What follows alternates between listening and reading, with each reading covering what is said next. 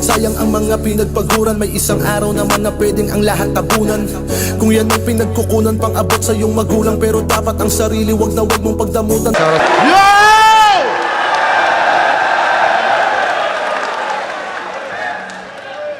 Sumigaw na naman ng papiyok.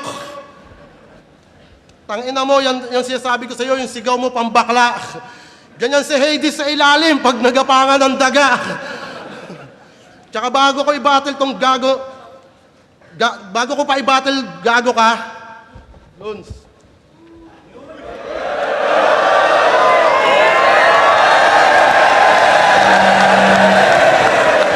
Doon pa lang may nanalo na. Yo, nakakatakot na sana to si Tulok. Kaso yung naging agresibo ka, gago, nakakain mo yung buhok. Kuya, pwede pakat? Yo, alam kong lugi ako dito. Kasi yung isa buhay, aking nirecap. Pag ako nabulol, may bawas puntos. Pag ito nabulol, tanggap ng flip-top. Effortless yung battle rap kahit hindi na siya magsikap. Sana all anak ni God walang iniisip na sleep-ups. Ang hirap mong kalaban, brother, kakampi mo yung mga to. Kapag kami ganyan sa battle, may starter ka na, bro. Isipin mo naman si Harlem, nag-effort, patang ina mo, nabanggitin yung moisturizer, may patunayan lang sa'yo. Alam mo ba't sila bumibilib kapag tuloy-tuloy ka? Kasi nagagawa mong itawid kahit bulol-bulol na. Kasi ano bang malakas sa isang battler na yung komedya ay pang bata, may mabaho na buhok at may bigote na mahaba? Ano bang malakas sa isang battler? Ano bang special kay Katana? Kung binadibag ni Casper, tang inaleeg yung tama. Ano bang malakas sa isang battler na sa angle ay sagana?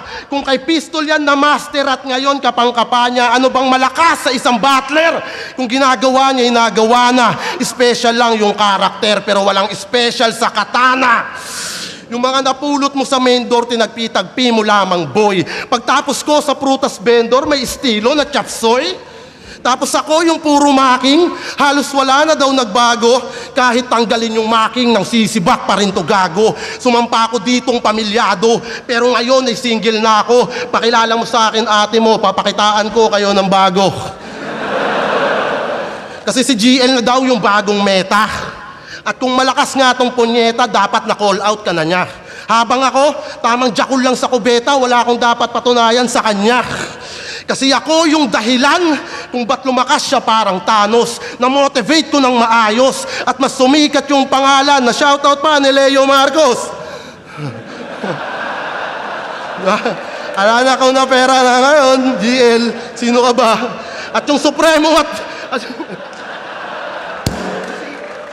at yung Supremo at tulala, binatel ko kaya na-build up. Mga tinalo mo, nagtampo na. Pinersonal mo daw kasi, Brad. Inspirasyon yung ambag ko sa mga nangarap at nagsikap. At pag hiningi ko yan sa Apex, mababalik ko yan sa flip-top. Ito ba yung para sa panalo, pinakyuhan si Papa Jesus?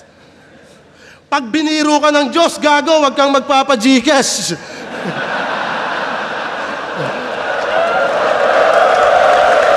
Minura dahil sa bagyo, kaya kung humingi man to ng sorry at dumaan sa prayer yan, sana sagutin ka din ng Diyos, ang buhay, weather lang. Kasi lahat kayang gawin ng Diyos. Pwede niyang ulitin yung Las Piñas at alisin niya yung sapote. Lahat kayang gawin ng Diyos. Yung hulmahin ka niya ulit at tanggalan ka ng bigote.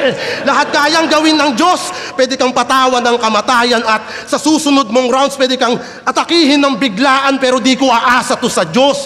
Magiging patas to sa'yo. Kung tutubusin ka man ngayon, Lord, arbor ko na to.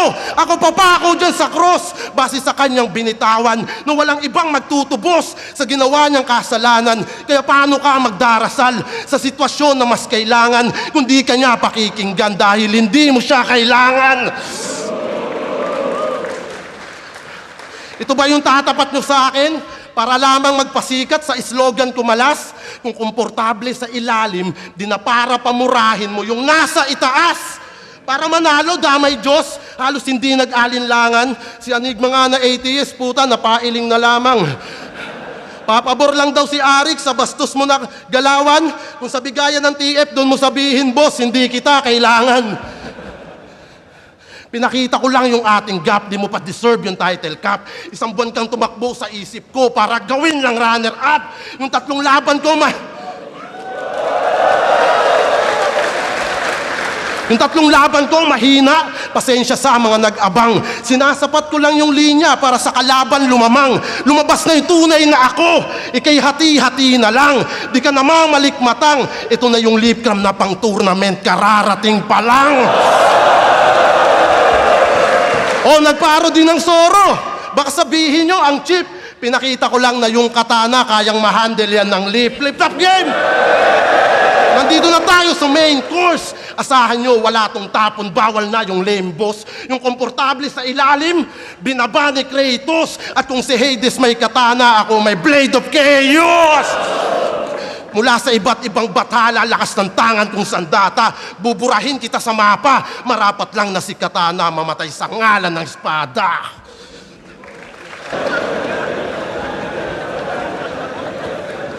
Tanginan to, gago di ba ikaw yung tumawag sa akin, nakikipaghati ka ng premyo, tsaka wala tayong personalan.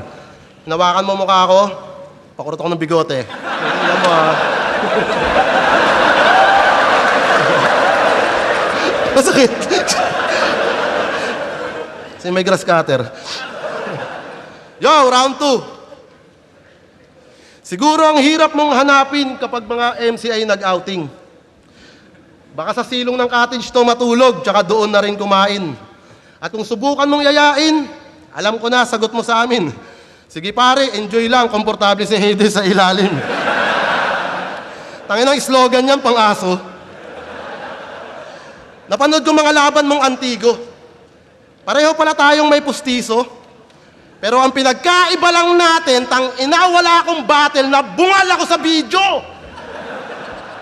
Nag-i-spit, open na open, talagang pasok lahat ng hangin. Binibigkas yung katagang, walang makakaharang sa akin. At yung laban na ito kay Kilua, yung Chicago Bulls na short, tinerno niya sa Nike Cortez. Ano ka, Mexican varsity? Yung pamorba ng Jolot, Mexicano, bakit mo ginago-quiz? Ano tawag mo sa forma mo? Chicano Bulls? yung swelas pa, bukang-buka. Kita na yung sakong aba. Ano bang akala mo sa outfit? Labas yung paa? Pero superstar yan sa laglagan. Yung kasabayan niya doon, si Tutoy. Si Amok. Si Kekek. Tanginang mga MC yan, ang perfect. Yung venue may nagtitinda ng kwek-kwek, yung line-up, Katana versus Kekek. Tangina, tirik yung araw, nagbabattle sila doon. Umulan o umambon. Kaya pala malakas ka sa kahit na anong panahon. Tapos 2 beses nagkampiyon. Kailan? Saan? Sino kalaban? Ba't di mo mapangalanan? Lubusin mo pagmamalaki. Di niya masabing no-namer yung kalaban at yung liga ay laglagan. Nakakahiya kasi. Kampiyon na uhaw sa recognition para masabing epic chong. Kinakaladkad yung validation kasi wala namang bearing yun. Mula laglagan, ekisan, gimbalan, bakbakan, bardagulan, motus, hanggang sa flip-top naging newbie. Sa 10 taon mong pagbabattle, 7 beses kang naging rookie. Tagal mong nasagap ng radar. Magpasalamat ka kay M-Set Brother, nakatapak ka sa aming reception. Kung kampante ka sa linya mo, di ka magpapalipat-lipat ng channel para makakuha ng connection.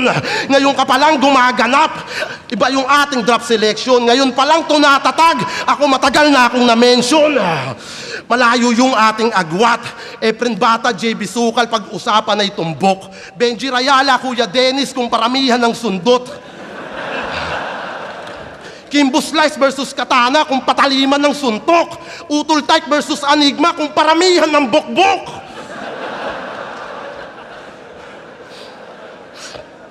Pang super saiyan yung estilo ko. Alam yan ng presidente habang dihamak ang disipulo. Sa planeta nyo na berde. Kaya ang makuha niya yung titulo, para sa akin di po pwede. Kasi bago ka maging ganap na pikulo, magpalakas ka muna, dende. Sa ngayon, paborito ka ng tao, pangalan mo, pinagsisigawan, pwede mo yang gawing sandalan. Habang ako napuno ng issue, nadapa man ay bumangon, pinakunat na ako ng larangan. Di ko man naranasan mahalin ng tao, madalas mang pagkaisahan, tanggapin nyo na lang yung katotohanan. Na mula nun, mas ginagalingan ko lalo at di na ako nagpatalo, yun ang di nyo matatawaran. Kung ikaw dumanas na ito, puta, magagawa mo ba yan ngayon? Yung bagyohin ng pagdududa, naniniwala lang ambon. Tumayo kong hari sa aking kuta. Ako rin yung sandata at kampon. Wala mang title to sa turna, matagal nang may puso ng kampyon. Kung tingin mo matibay ka ngayon, ito biggest flex ko sa aking rival. Sa kabila ng dinanas ko na yon, 2 beses pa rin nag-finals. Di ko man nakuha yung kay M-Site, may mga humanga sa aking husay. At napanalo ko yung battle ko sa personal kong buhay.